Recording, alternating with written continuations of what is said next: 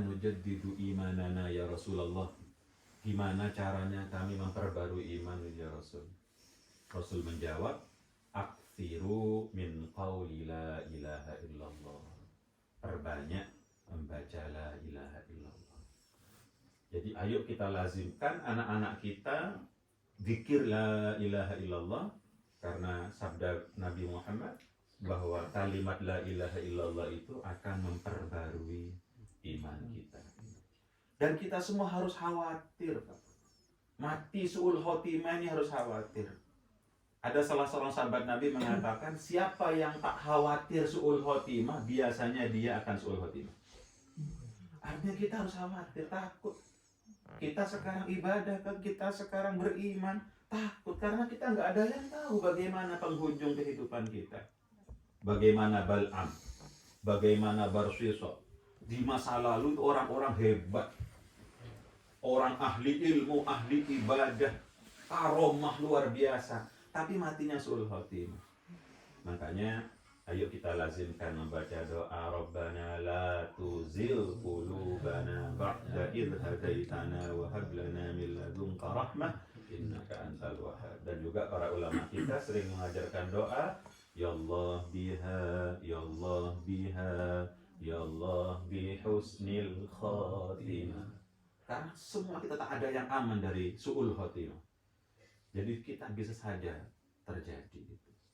Oleh karenanya ada sabda Nabi yang sesungguhnya kalimatnya kalimat berita, tapi tujuannya adalah perintah.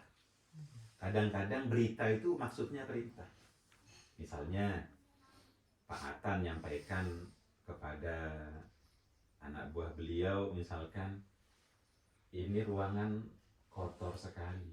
Nah, ini berita. Tapi bagi anak buah yang cerdas ini perintah, disuruh bersihkan. Jadi begitu pula Rasulullah pernah menyampaikan, idza mata ibnu Adam in qata'a anhu amaluhu illa min salasin. Ketika anak Adam meninggal dunia, terputus amalnya kecuali 3.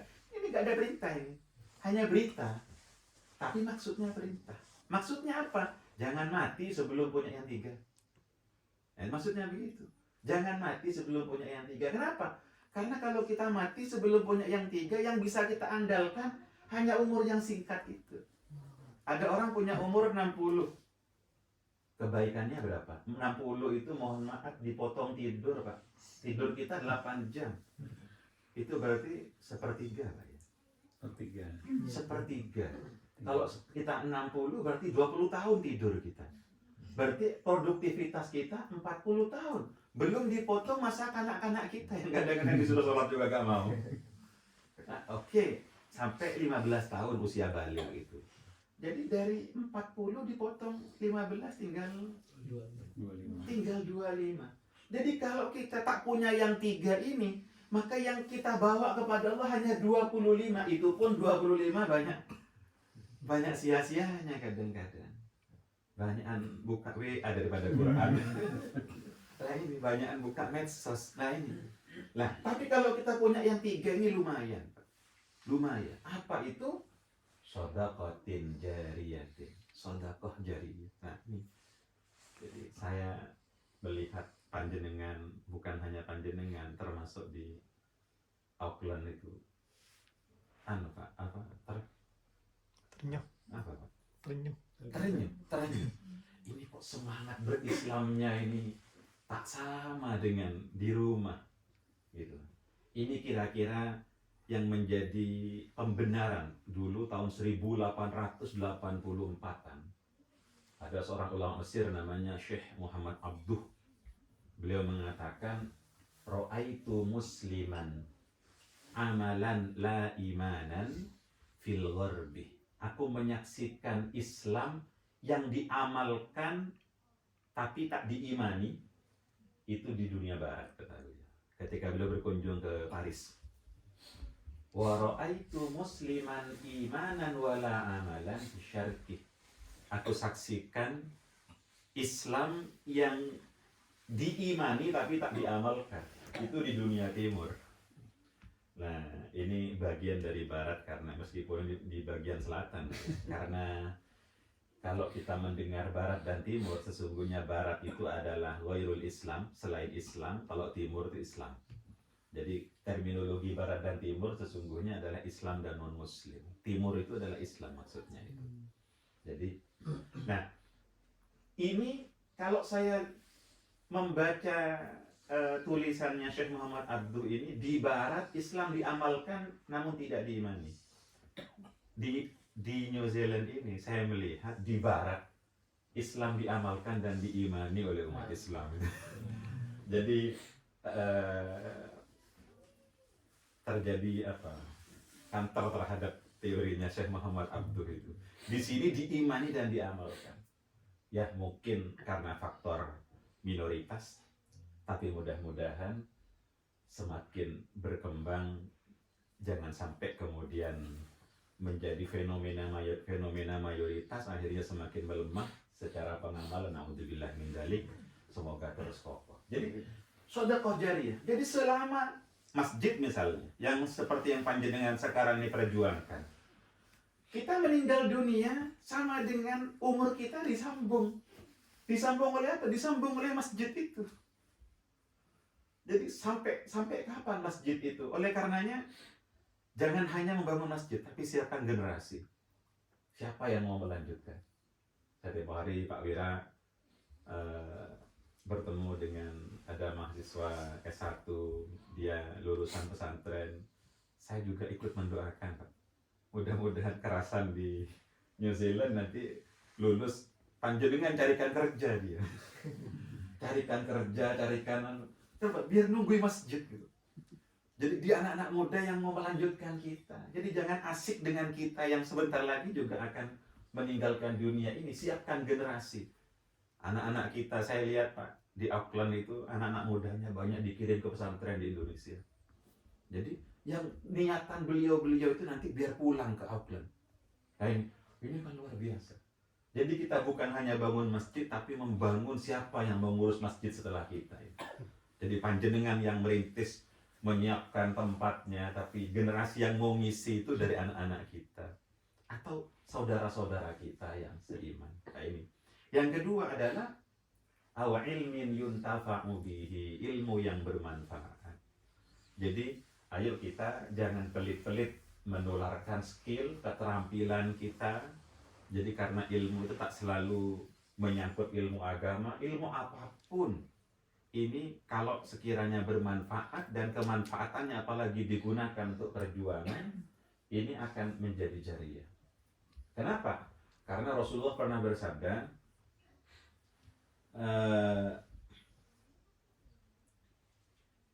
Rasulullah pernah menyampaikan begini, Pak. Kam min amalin yatasawwaru bi surati a'malid dunya bi husnin niyati yasiru min a'malil akhirah. Banyak amal yang kelihatannya dunia, tapi karena niatnya benar, maka amal yang kelihatannya dunia itu sesungguhnya itu amal akhirat. Wa kam min amalin yatasawwaru bi surati a'malil akhirah yasiru min a'malid dunya bi su'in niyah. Banyak amal yang kelihatannya akhirat, tapi karena buruk niatnya, maka sesungguhnya itu hanya amal dunia saja. Betapa banyak orang ya bungkusnya dakwah, tapi motifnya hanya untuk popularitas diri, motifnya hanya untuk kepentingan pribadi. Ya itu kelihatannya akhirat, tapi nilainya dunia sebenarnya. Tapi ada amal yang kelihatannya dunia, bab pekerjaan, syugul, katanya Yudi. Jadi bekerja, uang. Tapi kalau bekerjanya ini nanti saya harus punya penghasilan sekian supaya saya bisa menyisihkan untuk berjuangan, maka pekerjaan ini kelihatannya dunia, ini akhirat. Ini akhirat. Jadi ayo kita harus sebelum mati harus punya ilmu yang manfaat. Dan yang terakhir kata Nabi, sebelum mati jangan sampai tak punya waladin salihin yad'ulah, anak soleh yang senantiasa mendoakan. Jadi jangan sampai kita tak punya anak soleh. Karena kalau kita punya anak soleh, kita meninggal, umur kita disambung, Pak. Dilanjutkan oleh anak kita. Kebaikan kita akan dilanjutkan. Nanti anak kita punya cucu. cucunya juga soleh, sama dengan disambung seperti kita tak mati-mati gitu. Kebaikan kita akan terus-menerus. Jadi makanya sekali punya anak tidak ada pilihan lain kecuali anak kita harus soleh. Kenapa? Karena sekali anak tetap anak, Pak, tidak ada mantan anak. Kalau mantan istri ada, Pak. Mantan suami ada. Sekarang istri kita bisa jadi tahun depan sudah berganti menjadi istrinya orang. Sekarang suami kita bisa jadi tahun depan jadi suaminya orang. Tapi anak kita sampai kapanpun tetap anak. Makanya sekali punya anak tak ada pilihan lain, dia harus soleh, harus soleh. Masalah pinter dan tidak pinter, saya pun juga banyak mendapat pengalaman berharga di New Zealand ini. Di sekolahan di New Zealand ini tidak ada istilah anak pinter dan tidak pinter. Semua anak cerdas di bidangnya masing-masing gitu ya Pak Ilham. Tadi saya banyak sharing dengan Pak Ilham, dengan Pak Haji Agam juga. Di sini aneka kecerdasan itu sangat dihargai dan setiap anak itu punya kecerdasan. Dan ini yang disebut dengan ajaran Islam ya ini. Islam yang dipraktekkan ini. Kenapa? Karena dalam Islam likulli syai'in maziyatun. Tiap sesuatu itu punya keistimewaan. Tidak ada yang tak istimewa. Masa Allah punya produk gagal? Kan tidak mungkin.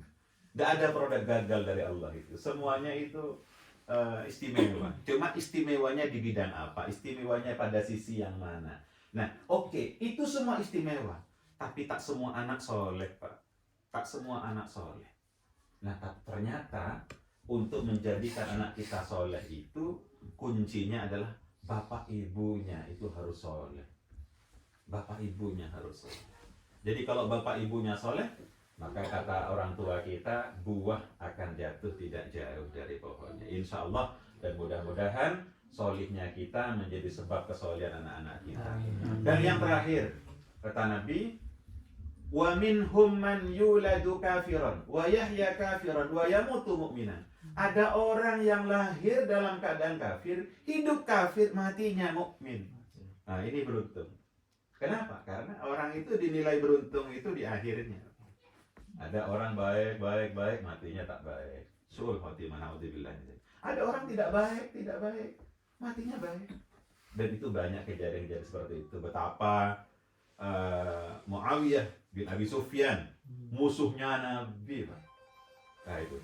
Kemudian akhirnya menjadi sahabatnya Nabi. Khalid bin Walid yang mengalahkan Nabi dalam perang Uhud, akhirnya menjadi panglima besar dalam sejarah Islam yang tak pernah terkalahkan. Nah ini kan orang-orang yang husnul khotimah. Lahir kafir, tumbuh jadi orang kafir, matinya mati Islam. Matinya mati mukmin. Nah ini orang-orang yang beruntung. Makanya ayo kita jangan meremehkan saudara kita di New Zealand ini yang masih belum beriman. Doakan mereka.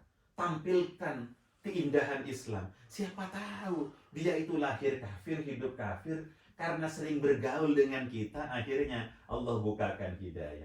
Banyak Pak, di Indonesia itu kejadian orang masuk Islam itu bukan karena didakwahi, bukan karena, tapi karena melihat tetangganya itu baik. Tetangga saya ini kok baik, akhirnya dia masuk Islam. Ada yang karena dia sering mendengar adzan, Pak.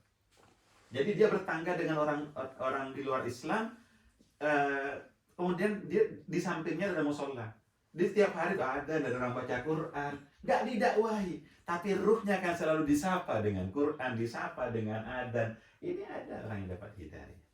Jadi ini yang disampaikan oleh Rasulullah. Semoga ini menjadi perhatian kita semuanya untuk mempertahankan keimanan kita dan anak-anak keturunan kita. Semoga Allah melindungi kita semuanya. Amin ya rabbal alamin. Wal afu minkum. Wassalamualaikum warahmatullahi wabarakatuh. Waalaikumsalam warahmatullahi wabarakatuh.